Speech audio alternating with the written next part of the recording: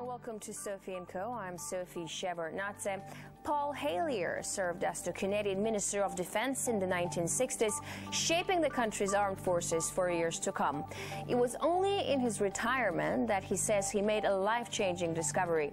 He became the first cabinet-level politician from a G8 country to publicly state that there is extraterrestrial life present on Earth. Is this an elaborate fantasy? Are aliens science fiction? Or is there something to claims of their existence? Extraterrestrial life. For ages, humanity has wondered. Is there anything else in the cold darkness of space? Skeptics say there is no proof, but there have always been those who dared to dream. And some even claim to have seen things with their own eyes. Do aliens exist? Are they already here? Do they pose a threat or a chance for salvation? Honorable Paul Hellyer, former Minister of Defense of Canada, and he believes that life forms from space exist and are present on Earth. It's great to have you with us on our show. Why do you say that UFOs are as real as the airplanes flying over our heads? Well, because I know that they are. They've been, as a matter of fact, they've been visiting our planet for thousands of years. And one of the cases that would interest you most, if you give me 2 or 3 minutes to answer, is during the Cold War, 1961, there were about 50 UFOs in formation flying south from Russia to across Europe. And the Supreme Allied Commander was very concerned and about ready to press the panic button when they turned around and went back over the North Pole. So they decided to do an investigation, and they investigated for 3 years, and they decided that with absolute certainty that 4 different species at least, had been visiting this planet for thousands of years. So that's, we have a long history of UFOs, and of course there's been a lot more activity in the last few decades since we invented the atomic bomb, and they're very concerned about that and the fact that we might use it again. And because the whole cosmos is a unity, and it affects not just us but other people in the cosmos, they're very much afraid that we might be stupid enough to start using atomic weapons again, and this would be very bad for us and for them as well. So no serious scientist has ever publicly confirmed evidence of an encounter with extraterrestrials. Why would scientists not confirm the facts if they exist? I'm afraid they must go out of their way not to find out. Because if they did, you know, even 10% of the amount of research I've done in the last 8 years, they would be as convinced as I am. I mean, they could do it even faster. Might take them a little longer when they didn't have a military background. But there are so many wonderful books that tell these stories, and they've been authenticated. The sightings have been authenticated by more than one witness, and also by radar. And they have landed in various places around the world, including Russia. There's a famous case there. I can't remember the name of the place, but it was widely reported at the time. A man wrote a book about it, and then the French bought the book rights so that it wouldn't be circulated around. There's just so much evidence. If anybody will take the time off to do a little bit of research and study. But people just are, you know, some people are interested and will take the time, and the others just say, oh, you know, it's just fantasy. Mm-hmm. But since I've been public on this subject, I get, probably 3 or 4 emails a week from all over the world from people who have actually witnessed sightings.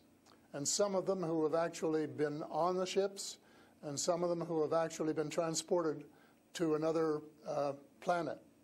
And so this information is not, you know, it is top secret in a way that the governments aren't talking about it. But if you listen to the whistleblowers and the people who have worked in the industry and who know what is going on, there is just a lot of information out there and it doesn't take very long to get your hands on it. But see, the problem is that some people who report UFO sightings and alien abductions have been shown to make things up to make things up, to be famous, to make money, or just for a prank. How do we tell fiction from a fact?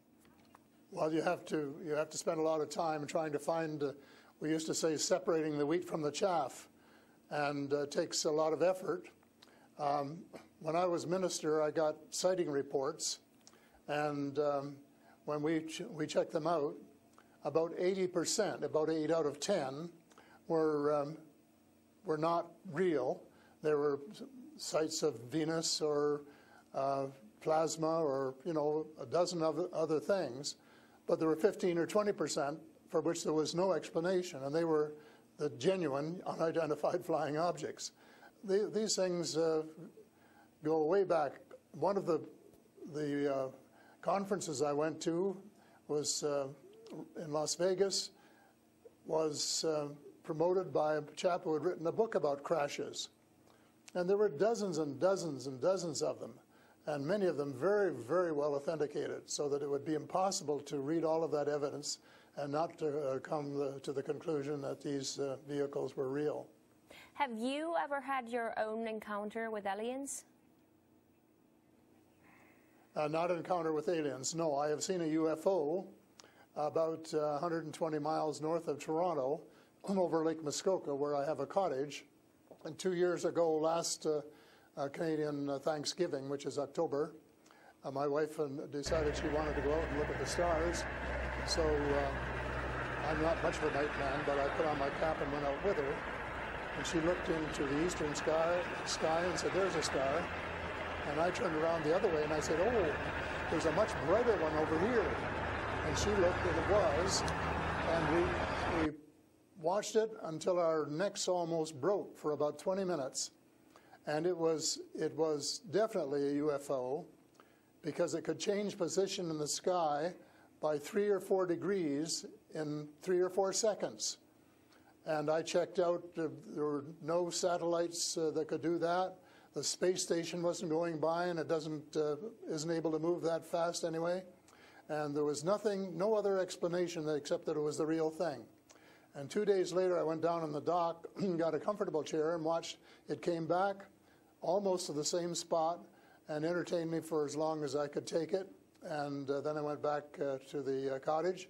But it was very interesting, because it would drop down in the sky, and then it would roar back up, and then it would shift across a few degrees and do a circle and come back at a speed, but, you know, just astronomical speeds. As you know, they travel very, very fast. So does it just look like a falling star that falls really quickly and then rises again? What does it look like? Well, it just looked like a star. It just looks like a star. Right. And I don't know if you're a person who's ever read the Bible or not, but I think the Star of Bethlehem is one of God's flying saucers. Mm-hmm. But you also tell me that people write you emails, 3 to 5 emails a week, and they've actually been abducted, or they have encounters with the aliens. Do they actually tell you what these aliens look like? I mean, you know, everyone's interested. How would I know if I see an alien and if he abducts me? Well, the first question you have to ask is, how many species are there? And I used to think there were, you know, between 2 and 12. And Apollo astronaut Edgar Mitchell, who came to Toronto a few years ago and had dinner with us, agreed that it was somewhere between 2 and 12. But the latest reports that I've been getting from various sources are that there are about 80 different species. And some of them look just like us, and they could walk down the street and you wouldn't know if you walked past one. And they're what we call the Nordic blondes, and also the tall whites, who were actually working with the United States Air Force in Nevada.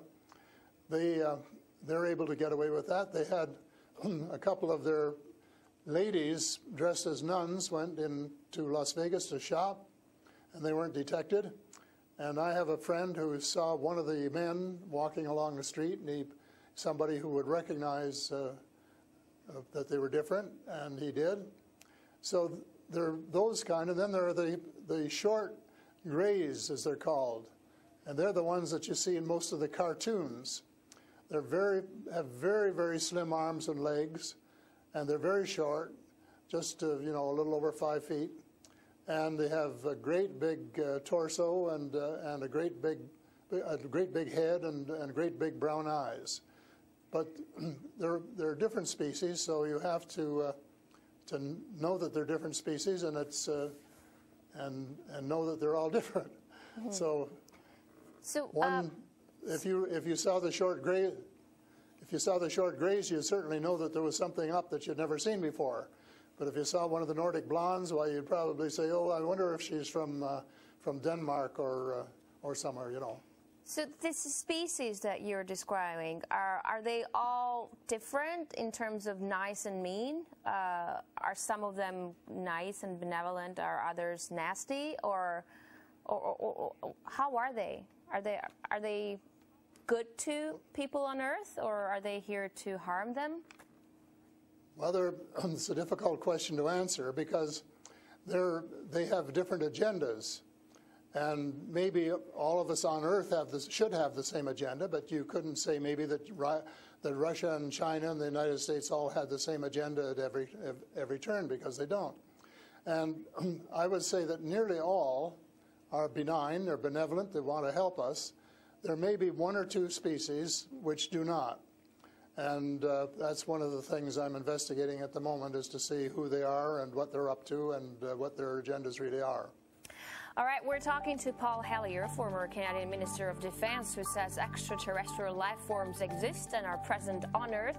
We'll talk more about what they are and why they're here after a short break. Stay with us. And we're back with Paul Hellyer, former Canadian Minister of Defense, to talk about extraterrestrial life forms. Great to have you back. So these extraterrestrial creatures, where did they come from and how did they get here to Earth? They come from various places. For a long while, I only knew about ones who came from different star systems. The Pleiades and Reta Reticula and several other star systems. But in the last few months, I have met people who have made me aware of that there are some in our star system, and that there are actually extraterrestrials who live on a planet called Andromeda, which is one of the moons of Saturn, and that there are others on Venus and some on Mars, and that they may be interacting between themselves. I suspect that they are, because there is what is called a federation of these people, and they have rules. For example, one of the rules is that they don't interfere in our affairs unless they're invited to. And that's one of the reasons probably that we haven't seen more of them until very recently. And so but what do you mean? There are a lot of people who want to interact with them. There are a lot of people who actually want to see them and know who they are. What, they need a special invitation to interact with us? What does it mean? They don't want to interfere into our affairs. Well, they don't want to tell us how to run our affairs. They have accepted the fact this is our planet and that we have the right to run it. But they're very, very concerned. They don't think we're good stewards of our planet. We're not. We're clear-cutting our forests, and we're polluting our rivers and our lakes, and we're dumping sewage in the oceans, and we're doing all sorts of things which are not what good stewards of their homes should be doing. And they don't like that, and they've made it very clear. And as a matter of fact, they have given us a warning. How? And this has come from more than one source. How have they made it clear? What have they done? They have talked to people. One of the chaps I talked to about a month ago was interacting with them in 1974, he and his brother, in Peru. And they were taken to Andromeda, teleported, and they were told what the people there think, and that we're really wrecking our planet, and in fact that something dreadful is going to happen to it if we don't smarten up and change our ways. We spend too much time fighting each other. We spend too much money on military expenditures and not enough on feeding the poor and looking after the homeless and the sick, and that we are polluting our waters and our air, and that we're playing around with these exotic weapons, thermonuclear weapons and atomic weapons, which have such a devastating effect both on our Earth and on other areas in the cosmos, and they don't like that. And that's the reason they would like to work with us to teach us better ways, but only, I think, with our consent. And they work through individuals, and they try and pick out individuals who won't be frightened to death of them, because they can give you quite a fright. One of the cases I'm familiar with was the tall whites in Nevada, where the United States Airmen working with them, were just frightened to death of them. And one, Charles Hall, rescued the daughter of one of the high-up people in the tall whites, and as a result became very good friends with the mother. And as soon as they could trust each other, they had a wonderful relationship. And he wrote a book about it. It's called Millennial Hospitality. Millennial Hospitality. And it tells you how you go through these stages of being scared out of your wits. But then when you establish a trust and a working relationship, why you can have the same relationship, same kind of relationship that you would have with someone here on Earth. But here's what I'm thinking. If you're outing their presence, which is clearly not what they want since they're hiding, why aren't they so afraid of, why aren't you afraid of repercussions? Because you're obviously stating that they're here among us, and you're telling me all these species that exist. They are here among us, and I'm not afraid because in most cases, as far as technology is concerned, they're light years ahead of us, and we have learned a lot of things from them. A lot of the things that we use today, we got from them, lead lights and microchips and Kevlar vests and all sorts of things that we got from their technology, and we could get a lot more too, especially in the fields of medicine and agriculture, if we would go about it peacefully.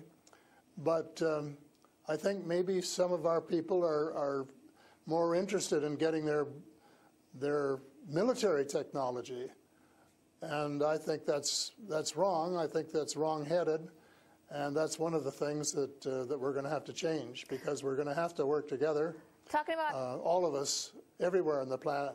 You mentioned military technology and swapping technologies and barters between aliens and people in American government. I want to ask you, as a former Minister of Defense of Canada, is interstellar war a possibility? Should we be creating a Star Wars force to defend ourselves from possible invasion or something like that? Well, I think it's a possibility, but it's a possibility especially if we shoot down every UFO that comes in our airspace without asking who they are or what they want. And right from the beginning, we started scrambling planes and trying to shoot them down, but their technology was superior enough that we weren't able to get away with it. Certainly not for a long while. And during that period of time, they could have taken us over without any trouble if they'd wanted to. So I think we have to, rather than develop our own Star Wars, Earth Star Wars, to protect ourselves against them, that we should work with the benign species, who are the vast majority, and work together and rely largely on them, of course, and cooperate so that we would be contributing something at the same time. But I don't think there's any point in us developing a galactic force that would tempt us to go out on our own and get into mischief, which is one of the things I think some of them are concerned about. But what do you expect to happen if people start to believe in alien existence on Earth? Because things are definitely going to change. Our lives aren't going to be the same anymore. Well, I hope that's the case. I hope that's the case, And I'm all for full disclosure, and I'm going to push very hard for full disclosure in the book I'm writing, and to give some reasons for it, things that we really have to know and have a right to know, and that our future as a species, and here I mean, all of the species in the world, are potentially at risk if we don't figure out what's going on and work together to try and make life more amenable for all of us, and to work with our neighbors from other planets as well. But still, I'm thinking to myself, if they've been here for such a long time, as you say, and they're interested in helping humanity, as you say, why is our world such a mess? I mean, if you want to help someone, you just help someone. You don't wait for someone to invite you to help that someone, no? Well, it's something that I think parents can sometimes say to their children, this is what you should do. But that doesn't mean the children are going to do it, does it? Because the cosmos is based on free choice. And we're given the option of making mistakes, of making wrong choices. And I guess what bothers some of us is we've made too many wrong choices and not enough right choices. So we're going to have to start switching our priorities and stop spending so much time and effort and weapons to kill each other or to dominate each other, and spending a lot more time on how to help each other to have a better life and a more just society, and a life which is healthier, and where the health care is better, and where the food distribution is better, and where the air is cleaner and the water is cleaner, and all of those things that are waiting to be done if we just get together and row, as we say, rowboat, row in the right direction, the same direction. And it's possible, but it's a tall order, and so far we haven't done it. My thesis will be that we have to do it, and we have to start doing it right away. Thank you so much for this interesting interview and insight on extraterrestrial life. That was Paul Hellyer, former Canadian Minister of Defense, who says aliens exist and live among us on Earth. That's all the time we have for today. I will see you in the next edition of Sophie.